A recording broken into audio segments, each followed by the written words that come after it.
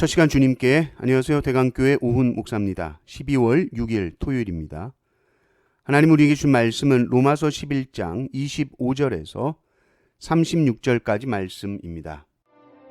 형제들아, 너희가 스스로 지혜 있다 하면서 이 신비를 너희가 모르기를 내가 원하지 아니하노니, 이 신비는 이방인의 충만한 수가 들어오기까지 이스라엘의 털어는 우둔하게 된 것이다.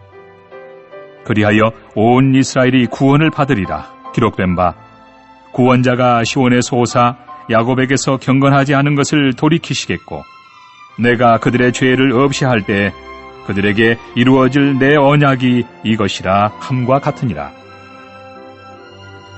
복음으로 하면 그들이 너희로 말미암아 원수된 자요, 택하심으로 하면 조상들로 말미암아 사랑을 입은 자라.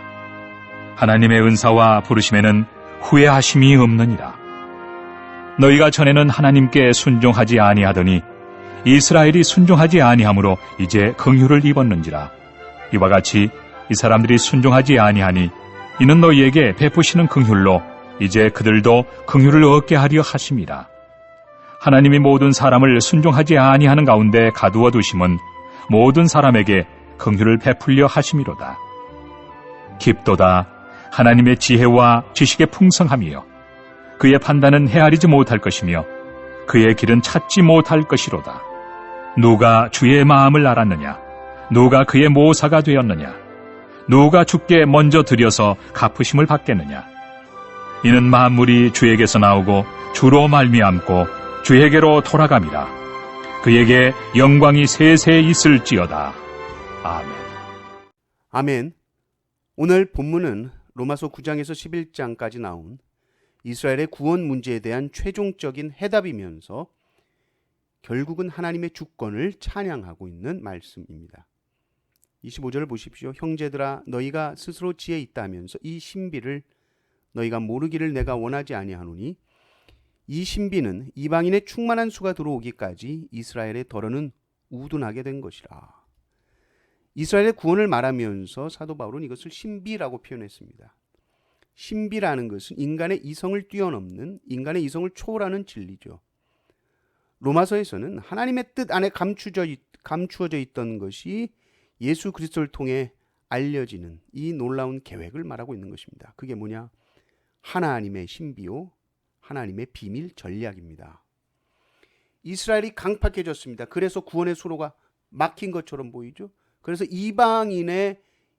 이방인이라는 우회로를 통해서 흘러들어옵니다, 구원이.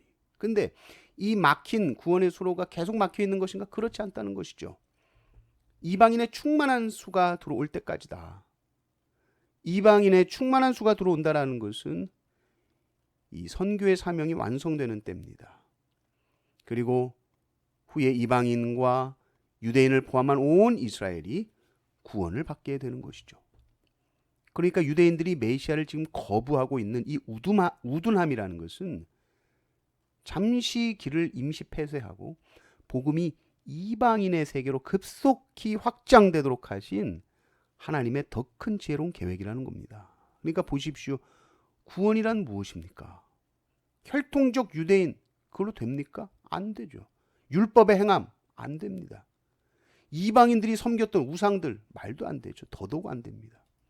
유대인들이나 이방인들이나 모두 스스로 구원할 수 없는 자들이라는 겁니다. 그러나 하나님은 이들에게 긍휼을 베풀어 주셨습니다. 구원이 오직 하나님의 은혜에 있음을 선포하셨습니다. 그런데 이방인들은 아예 하나님도 모르고 율법도 모르고 우상 숭배와 온갖 죄악 속에서 살았습니다. 자기들 생각에도 뭐 하나님께 드릴 만한 의의가 없죠. 자신들의 상태는 완전히 파산 상태고 하나님의 긍휼만 필요한 상태입니다. 그런데 이러한 자세가 완전히 거룩하신 하나님께는 오히려 더 온전한 모습이라는 것이죠. 유대인들의 이 어설픈 의로움, 어설픈 열심, 이것 때문에 오히려 참된 의로움이 되신 그리스도를 이들은 보지 못합니다. 바로 이 지점이 유대인과 이방인, 먼저 된 자와 나중된 자의 순서가 뒤바뀌게 되는 지점이죠. 유대인의 실패를 이방인의 성공으로 바꾸시고 이방인에게 긍휼을 베품을 통해서 유대인들에게 시기심을 불러일으키시고 구원으로 인도하십니다. 유대인들의 이 자기 열심, 그것이 그들을 넘어지게 했고 이방인들의 이 죄악된 무능력이 오히려 그들을 구원받게 하는 은혜의 통로가 됩니다. 모든 과정을 보십시오. 이거는 인간적인 생각으로, 상식으로, 인간의 계산, 이거 다 뒤집어 놓는 것이죠. 그래서 바울이 고백합니다. 깊도다 하나님의 지혜와 지식의 풍성함이요 그의 판단은 헤아리지 못할 것이며 그의 길은 찾지 못할 것이로다. 하나님의 지혜는 인간의 영역을 넘어섭니다. 누가 주의 모사가 되었는가? 모사라는 건 뭘 이렇게 조언해 주는 사람이잖아요. 누가 주님께 이게 이렇게 하는 것이 더 낫겠습니다. 조언하겠습니까? 누가 주님께 뭘 먼저 드려서 돌려받을 자격이 있겠습니까? 뭔가 주님과 거래하듯 우리가 할 수 있는 게 있나요? 내가 주님께 이렇게 열심을 했으니 뭘 주십시오. 이런 계산이 될 수가 없는 거예요. 오히려 계산이 없이 그냥 바짝 엎드린 이방인의 신앙이 옳았다 인정하는 겁니다. 반대로 하나님 앞에서 자신의 행위를 놓고 계산하는 유대인들은 자기 의에 갇혀버려서 그리스도의 의에 대해 눈이 가려져 버렸습니다.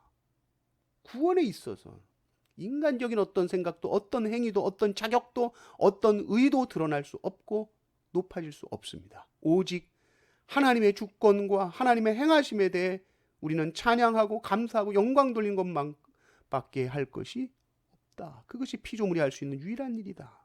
이는 만물이 주에게서 나오고 주로 말미암고 주에게로 돌아감이라. 그에게 영광이 세세 있을지어다. 아멘. 모든 것은 하나님으로부터 나오는 것입니다.